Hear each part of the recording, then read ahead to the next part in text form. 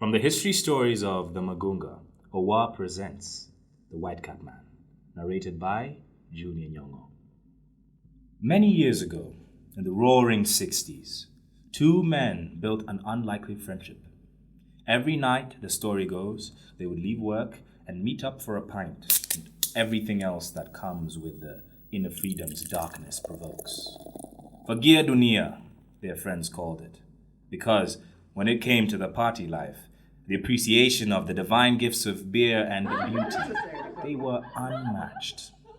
But they were as different as they come. The older one, Paul, was tall and skinny, at least at first. He had a head full of hair and a name among the heroes of his age. He was louder and raucous and always ready to start a fight. If there was a language this one spoke, it included fists. Whether he was sober or drunk, night or day, a tussle was what got his blood stirring. He didn't even need a reason to start one, but history records so many of them that the reasons for them are not important. Except maybe the one in the early 50s where he beat up a white man because of a girl, and he got arrested, jailed, and tossed into the books of history as one of 6 notorious freedom fighters of that time. And the other, where he nearly tossed his compatriot, the man who would wear the cap of the father of the nation, into a fireplace. The reason? His bad cooking. For this man Paul, this wild soul with a penchant for trouble, life was not to be lived. It was to be demanded, fought, claimed, and sometimes beaten. History doesn't seem to record what this man drank, what he spent those many long nights with his buddy imbibing. It probably doesn't because he didn't care, as long as it was liquid. But the other man, Mwai, was a WhiteCap Man. There are legends about this man and his beer, that he could drink without losing his head or even his footing, that among the evolutionary upgrades he was blessed with was an undemanding bladder, that in those days when walls had ears and tables had eyes, he kept his calm, drank his beer, and enjoyed himself. There are many other things they say about this man, and they are mostly true. That he was young, brilliant, and he was driven. That he was somewhat mysterious, whether behind his big desk with a small flag on it, or perched on a seat in the corner of the bar, whitecap in hand. When the sun was up and the ties tightened, his singular focus was his work. It was important work, in a young country in need of rebellious young men who could dream and build and think of nothing else. There are so many of these stories that even his friends and enemies, and he would get many of those in the years to come, could never stop talking about the man and his beer. They would say he was mean because he drank his beer and paid his bill.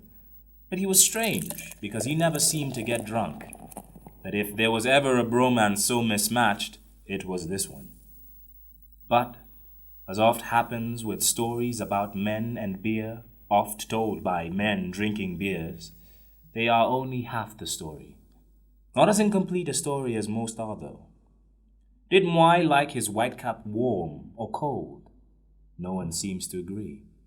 Did he like it even more because the image on the label reminded him of home? That snow-capped mountain under whose gaze he had herded goats and read books. A young boy driven by a desire to understand this strange new world in which he had been born.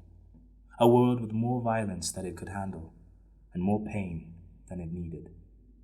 No one seems to know to have ever asked him. Did he even have a bladder?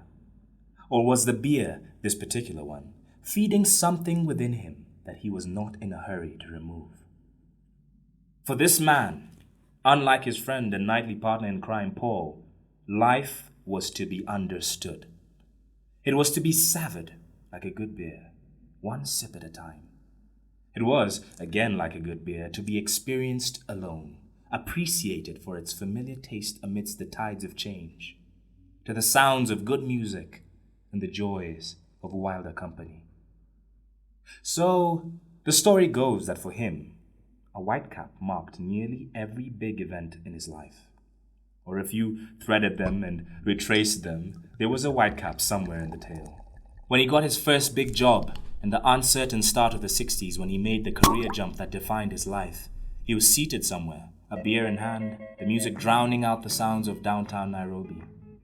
And such tales abide in the next 4 decades of his life, while he kept his head, made mistakes, and made his name, until the vagaries of age robbed him of this totem he loved.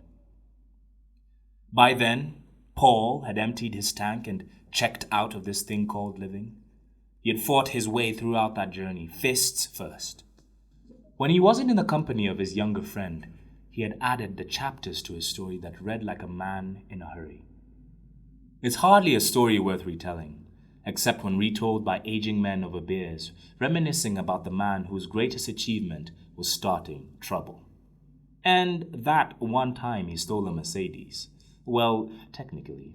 When he got his way into the realms of power, he once simply went into a showroom in an industrial area and drove off with a brand new Mercedes-Benz for a test drive, and never returned it for 20 years. Even the part about the bromance is long forgotten. A small footnote of an unlikely connection, of how 2 men can share a table, spend long nights seeking the same pleasures, and yet be so different. The WhiteCap Man, on the other hand, has always stood out, not just because he loved his beer and it understood him back, but also because he lived by his own rules. To him, it probably never mattered if his beer was warm or cold, or his company was wild and loud, just that they were all there in that moment, alive.